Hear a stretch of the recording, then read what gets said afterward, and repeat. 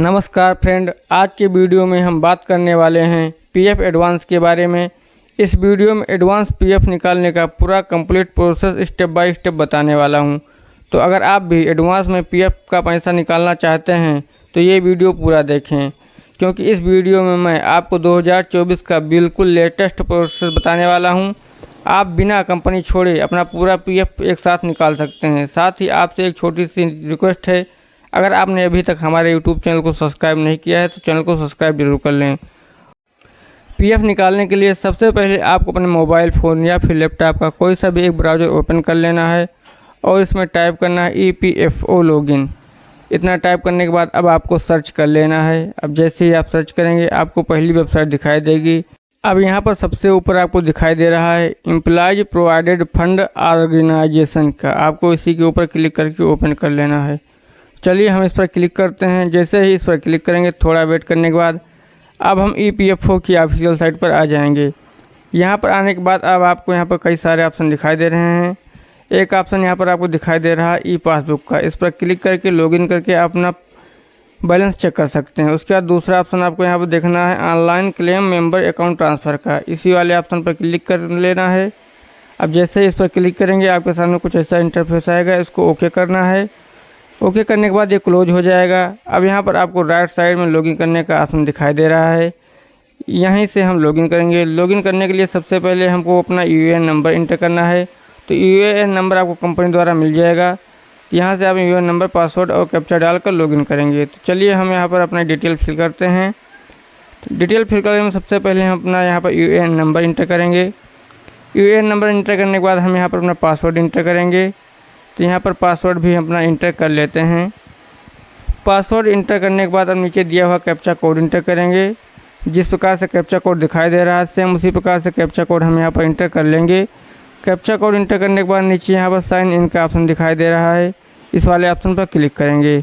अब जैसे ही इस पर क्लिक करेंगे हमारे सामने अगला स्टेप खुलकर आ जाएगा। तो चलिए सबसे पहले हम यहाँ पर कैप्चा इंटर कर लेते हैं। अब साइन इन पर क्लिक करके जैसे इस पर क्लिक करेंगे अब हमारे रजिस्टर्ड मोबाइल नंबर पर 6 अंक का OTP चला जाएगा। वही OTP हमें यहाँ पर इंटर कर लेना है। तो चलिए हम यहाँ पर इंटर करते हैं OTP। हमारे मोबाइल नंबर पर OTP आ चुकी है। हम यहाँ पर OTP इंटर करके नीचे दिया हुआ कैप्चा कोड फिर से इंटर करेंगे। अब हम यहाँ पर कैप्चा कोड इंटर कर लेते हैं। जिस प्रकार से कैप्चा कोड दिखाई दे रहा है सेम वैसे ही हमें लिख लेना है। लिखने के बाद सबमिट बटन पर क्लिक कर लेना है। अब जैसे ही सबमिट बटन पर क्लिक करेंगे, थोड़ा सा वेट करने के बाद आपके सामने ऐसा इंटरफेस खुलकर आ जाएगा। अब यहाँ पर कई सारे ऑप्शन यहाँ दिखाई दे रहे हैं आपको। अब आप सक्सेसफुली लॉगिन हो चुके हैं। उसके बाद अब आपको यहाँ पर एक ऑप्शन दिखाई दे रहा है मैनेज का। आपको मैनेज वाले ऑप्शन पर आ जाना है और यहाँ पर KYC वाले ऑप्शन को ओपन करके देख लेना है। जैसे ही आप इसको ओपन करेंगे आपके सामने कुछ नया इंटरफेस खुलकर आ जाएगा। अब यहाँ आपको देखना है कि आपकी KYC हो चुकी है कि नहीं। KYC में आपके होता है बैंक, पैन और आधार। यहाँ देख सकते हैं तीनों चीज़ें दिखाई दे रही हैं। सबसे ऊपर आपको दिखाई दे रहा है बैंक, उसके बाद दिखाई दे रहा है पैन, फिर आधार। यहाँ पर तीनों चीज़ें आपकी वेरीफाइड होनी चाहिए।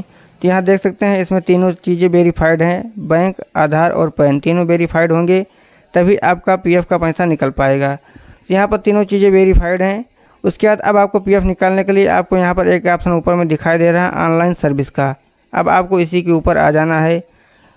इसके लिए इस पर क्लिक करेंगे और यहाँ पर आपको सबसे पहला ऑप्शन यहाँ पर क्लेम के दिखाई दे रहा है। इसी वाले ऑप्शन को आपको ओके कर लेना है। यहाँ पर 3 ऑप्शन और नीचे दिखाई दे रहे हैं। फिलहाल हमें इसको अभी टच नहीं करना है।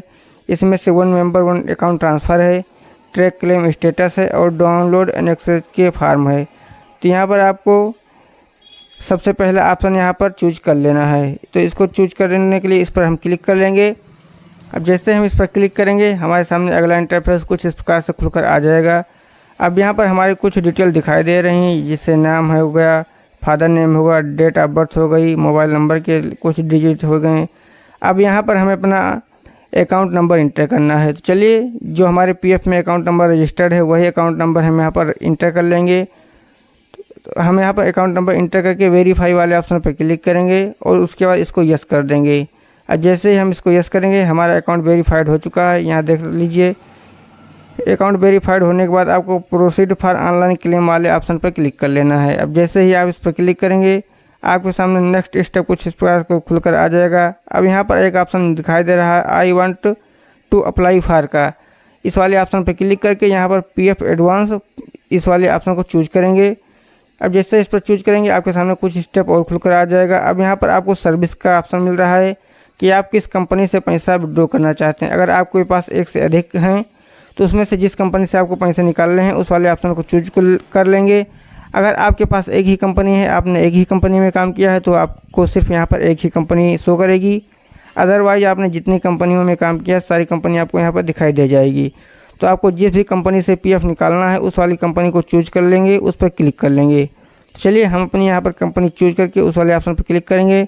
उसके बाद यहाँ पर आपको पैसे किस उद्देश्य से निकालने हैं, तो यहाँ पर आपको बहुत सारे ऑप्शन दिखाई दे रहे हैं, बट आपको इसमें से सिर्फ एक ही ऑप्शन चूज करना है इलनेस का। तो आपको इसमें से जहाँ पर भी इलनेस वाला ऑप्शन दिखाई दे उसी वाले ऑप्शन को चूज करके उस पर क्लिक कर लेना है। जैसे हम इस पर क्लिक करेंगे हमारे सामने कुछ ऐसा इंटरफेस आ जाएगा। अब हमें अगला ऑप्शन मिल रहा है कि हमें कितने रुपए निकालने हैं। तो आपको जितने रुपए निकालने हैं आपके पीएफ अकाउंट में आप देखकर वह उतना रुपया यहाँ पर भर लेंगे, आपको जितने पैसे की आवश्यकता है।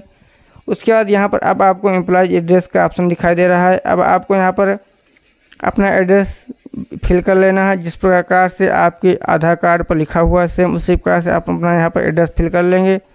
एड्रेस फिल करने के बाद नीचे आपको आ जाना है। नीचे आने के बाद यहाँ पर आपको एक ऑप्शन दिखाई देगा जहाँ पर लिखा है scanned copy of cheque passbook. आपको इस ऑप्शन को देख लेना है। पहले होता था कि यहाँ पर आपको अपने बैंक की पासबुक या फिर चेकबुक को यहाँ पर अपलोड करना होता है, बट अब नियम बदल चुका है। अब यहाँ पर आपको चेकबुक या पासबुक यहाँ पर अपलोड करने की कोई ज़रूरत नहीं है। यहाँ देख सकते हैं लिखा हुआ है, अब कोई ज़रूरत नहीं है। अब नीचे आना है, आपको इस वाले ऑप्शन पर क्लिक करके नीचे गेट आधार OTP का ऑप्शन दिखाई दे रहा है, इस वाले ऑप्शन पर आपको क्लिक कर लेना है। तो हम इस पर क्लिक करेंगे।